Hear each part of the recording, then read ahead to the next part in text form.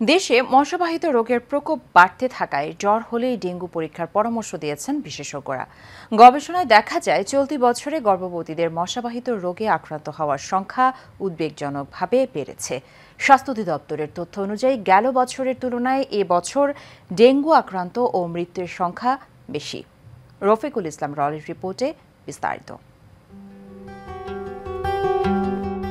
স্বাস্থ্য অধিদপ্তরের তথ্য বিশ্লেষণ করলে দেখা যায় ডেঙ্গুর প্রকোপ গত বছরের চেয়ে অনেক বেশি। ডেঙ্গু মশার ঘনত্ব, বৃষ্টিপাত, তাপমাত্রা, আর্দ্রতা এবং ডেঙ্গু রোগের ব্যাপকতা এই বিষয়গুলোর তথ্যসমূহ মাঠ পর্যায়ের গবেষণায় উঠে এসেছে।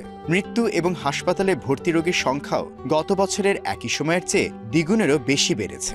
অনেকেই জ্বর হলে মনে করেন ডেঙ্গি ফিভার। কোনো রোগীর মাথা ব্যথা অথবা চোখের পিছনে ব্যথা বা শরীরে ব্যথা, তারপর তার জ্বর এবং এক ধরনের ছোটো ছোটো লাল লাল রেশ হয়, যেটাকে পিন পয়েন্ট রেশ বলা হয়, এবং রেশটা অনেক সময় হেমোরেজিক হয়। চোখের নিচে দেখা গেলে চোখের ভিতরে অল্প রক্তক্ষরণ হয়, তখন আমরা বুঝতে পারি ডেঙ্গি রেশ, এবং তখন প্লেটলেট কাউন্ট কম হয়ে যায় এবং ডেঙ্গি অ্যান্টিবায়োটিক পজিটিভ হয়, তখন বুঝতে পারি এটা আসলে ডেঙ্গি ফিভার।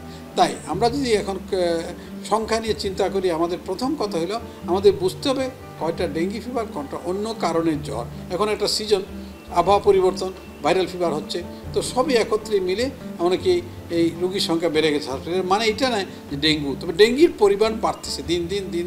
তার কারণ হলো যে মানুষটার আগে ডেঙ্গি ফিভার হয়, পরবর্তীকালে দেখা যাচ্ছে তার হওয়ার সম্ভাবনা অনেকটা বেড়ে যায়। এডিস মশা বা ডেঙ্গু রোগের চিকিৎসার জন্য বাংলাদেশের চিকিৎসকরা এখন যথেষ্ট দক্ষ এবং হাসপাতালগুলোতেও ব্যবস্থাপনা পূর্বের তুলনায় অনেক ভালো। এটা মুক্তি পাওয়ার প্রধানত প্রত্যেকটা মানুষকে সচেতন হতে হবে।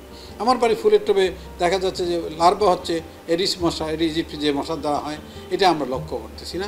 দেখা যাচ্ছে কনস্ট্রাকশন ফান্ড একটা বিল্ডিং হচ্ছে, সেখানে পানি জমে হচ্ছে, আমরা খেয়াল করছি না।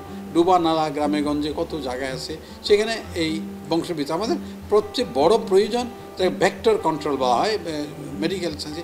ভেক্টর মানে যে মশার দ্বারা এই রোগটা হয় সেটাকে ভেক্টর বলে, সেই একটা এই মশা বাহিত রোগ। তাই আমরা চেষ্টা করব প্রথম নিজে সচেতন, আর ভেক্টর কন্ট্রোল, মশা যদি আমরা কন্ট্রোল করতে পারি, তাইলেই আমরা অতি সহজে এই রোগ থেকে আমরা মুক্তি পাবো।